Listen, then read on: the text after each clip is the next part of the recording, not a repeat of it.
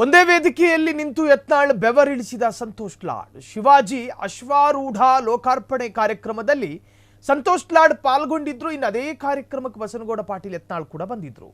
ಶಿವಾಜಿ ಎಂದೂ ಮುಸ್ಲಿಮರ ವಿರುದ್ಧ ಇರಲಿಲ್ಲ ಅಂತ ಹೇಳಿ ಸಂತೋಷ್ ಲಾಡ್ ಹೇಳ್ತಾರೆ. ಇಲ್ಲಿ ಯಾರು ಇತಿಹಾಸದ ಬಗ್ಗೆ ಸುಳ್ಳು ಹೇಳಬಾರದು ಅಂತ ಹೇಳಿ ಸಂತೋಷ್ ಲಾಡ್ ನೇರವಾಗಿ ಯತ್ನಾಳ್ರನ್ನ ತರಾಟೆಗೆ ತೆಗೆದುಕೊಂಡ್ರು. ಶಿವಾಜಿ ಅಶ್ವಾರೂಢ ಲೋಕಾರ್ಪಣೆ ಕಾರ್ಯಕ್ರಮದಲ್ಲಿ ಸಂತೋಷ್ ಲಾಡ್ ಮತ್ತು ಬಸನಗೌಡ ಪಾಟೀಲ್ ಯತ್ನಾಳ್ ಇಬ್ಬರು ಕೂಡ ಪಾಲ್ಗೊಂಡಿದ್ರು.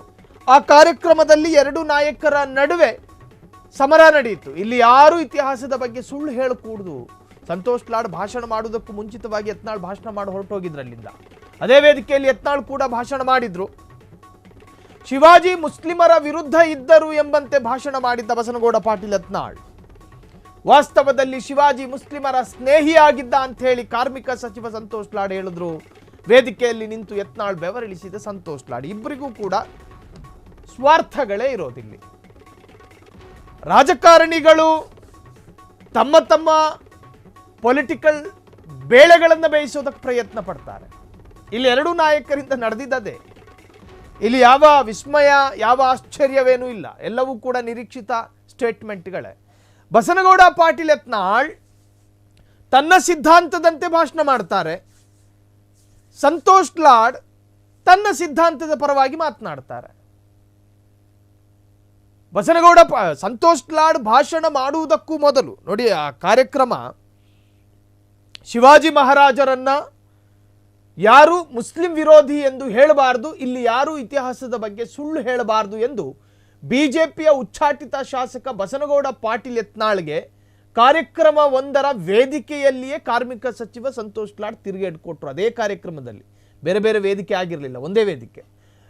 ಭಾನುವಾರದ ದಿನ ಶಿವಾಜಿ ವೃತ್ತದಲ್ಲಿ ಶಿವ ಪ್ರತಿಷ್ಠಾನ ಹಿಂದೂಸ್ಥಾನ ಘಟಕ ಜೊತೆಗೆ ಅಥಣಿ ಹಾಗೂ ಅಥಣಿ ತಾಲೂಕು ಏಕಛತ್ರ ಮರಾಠ ಸಮಾಜ ಸಂಘದ ಸಂಯುಕ್ತಾಶ್ರಯದಲ್ಲಿ ನಡೆದಂತಹ ಧ್ವಜಸ್ತಂಭ ಪೂಜೆ ಹಾಗೂ ಜೊತೆಗೆ ಛತ್ರಪತಿ ಶಿವಾಜಿ ಮಹಾರಾಜರ ಅಶ್ವಾರೂಢ ಪ್ರತಿಮೆಯ ಲೋಕಾರ್ಪಣೆ ಕಾರ್ಯಕ್ರಮ ಅದಾಗಿತ್ತು.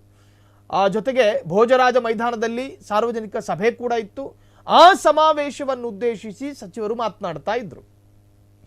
ವಾಸ್ತವದಲ್ಲಿ ಸಂತೋಷ್ ಲಾಡ್ ಹೇಳೋದು, ಅದರ ಹಿಂದೆ ಯತ್ನಾಳ್ ಭಾಷಣ ಮಾಡಿ ಹೋಗಿದ್ರು ಅಲ್ಲಿಂದ. ವಾಸ್ತವದಲ್ಲಿ ನಾವು ಮೊಘಲರ ವಿರುದ್ಧ ಇದ್ದೆವು. ಅಂದರೆ ಮೊಘಲ ಆಡಳಿತ ಇತ್ತಲ್ಲ ಇಲ್ಲಿ 830 ವರ್ಷಗಳ ಕಾಲ, ಆ ಆಡಳಿತದ ವಿರುದ್ಧ ನಾವಿದ್ವಿ, ಬದಲಾಗಿ ಆದರೆ ಮುಸ್ಲಿಮರ ವಿರೋಧಿಗಳಾಗಿರಲಿಲ್ಲ ಎಂದು ಅವರು ತಿಳಿಸಿದರು ಸಚಿವರು.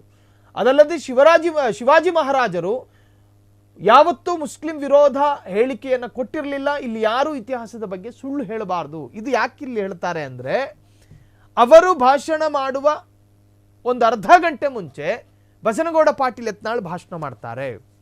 ಶಿವಾಜಿ ಮಹಾರಾಜರ ಆಸ್ಥಾನದಲ್ಲಿ ಮುಸ್ಲಿಂ ಮಂತ್ರಿಗಳಿರಲಿಲ್ಲ. ಶಿವಾಜಿಯ ಕಾಲಘಟ್ಟದಲ್ಲಿ ಶಿವಾಜಿಯ ನೇವಿ, ಆ ನೇವಿಯ ಮುಖ್ಯಸ್ಥ ಮುಸಲ್ಮಾನರಾಗಿದ್ದರು.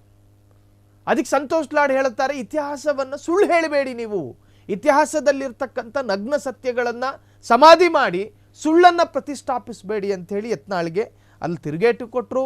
ಅದೇ ವೇದಿಕೆಯಲ್ಲಿ ಯತ್ನಾಳ್ ಕೂಡ ಭಾಷಣ ಮಾಡಿದ್ರು.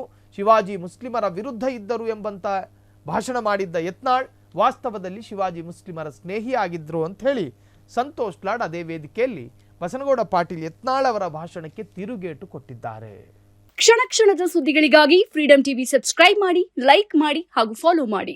ಹೊಸ ಸುದ್ದಿಗಳ ನೋಟಿಫಿಕೇಶನ್ಗಾಗಿ ಬೆಲ್ ಐಕಾನ್ ಮೇಲೆ ಕ್ಲಿಕ್ ಮಾಡಿ.